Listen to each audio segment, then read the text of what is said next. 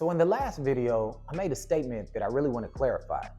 And that is, I said that Luke 10:27 said Jesus' greatest command was to love the Lord thy God with all thy heart, with all thy mind, with all thy soul, with all thy strength, and to love thy neighbor as thyself. And I used the word command, but I was making the point that the people who had been hearing Jesus at the time wouldn't have heard those as commands. They would have heard them as instructions. The reason I use the word command there is because that's how you find it written in most Bibles. But I actually think that the truth that the writers, that the interpreters, that everyone was trying to get to is actually closer to instruction than it is to command. And that would fit more in line with Jesus being recognized as teaching philosophy. And here's the interesting thing. We know Jesus would have been recognized as teaching philosophy because the things that he would be teaching sounded like brand new teachings or brand new approaches to life to the people listening. They wouldn't have sounded like scripture revealed truths. They would have sounded like brand new philosophies. We also know that many of the greatest early writers, theologians that we find in Christianity saw Christianity as a philosophy.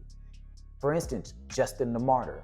Justin the Martyr actually chronicles his whole story about how he studied Stoic philosophy and Platonist philosophy, and it was through the study of different philosophies that he came to Jesus. And then, of course, he was later martyred, hence Justin the Martyr, because of his following of Jesus. But he was following Jesus as a way of philosophy, as a philosophy teacher.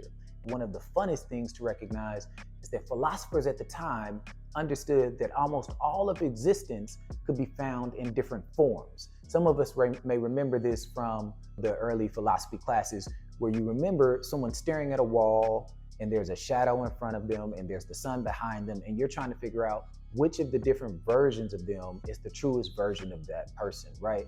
The idea there is that everything has multiple forms. It has one thing that it's actually trying to be like. There is a truth, but everything else are just shadows of that truth, right? That's the idea of abstraction. It's the idea that everything that exists has a truest form of itself, but that the understanding we have of it is various shadows, right? They're shadows of the truth. They're not the actual truth, but they can point us back to the truth. And so that's what you actually would have found in terms of words. And what that means is that when we use a word like command, what we actually are doing is stating one of the forms of the truth we're trying to get to. So if we're trying to get to truth, right? One way to get to truth is to command, right? You can command someone to go do something that's true.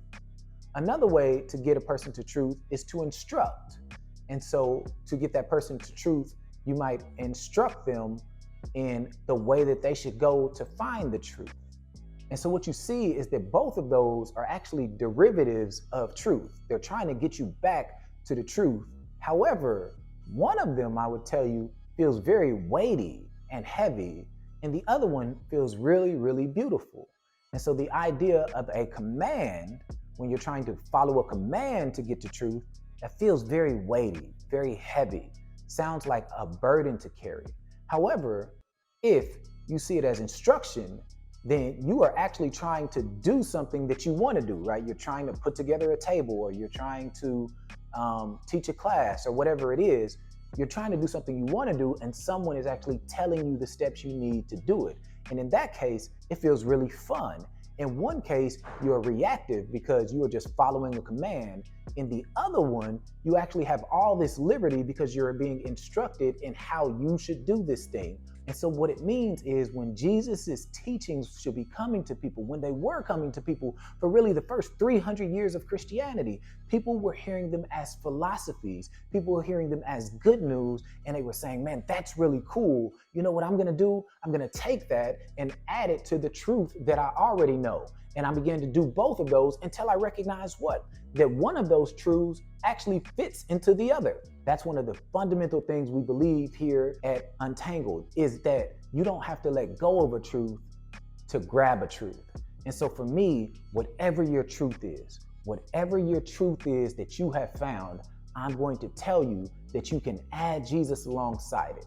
And if you begin to follow those two, I truly believe and honestly believe that you will find that whatever truth you were looking for in that other thing and that you know is there is also found in Jesus, and you can find it in him too. And so I'm saying, add Jesus to whatever it is. I'm not approaching people and saying, drop this, drop that. You can't do this. You can't do ancestors. You can't do sage. You can't do crystals. I say, if you have found truth in those things, that is amazing. That is beautiful. I believe God has put his truth there. You know what I want you to do? I want you to add the truth of Jesus. The philosophy he chose to live, I want you to be the highest good to God, to yourself, and to others. And I want you to add that to whatever else you were doing. And as you do that, I believe that you will find that what you're doing only helps to enhance you to be the highest good you can to God, to yourself, and to others.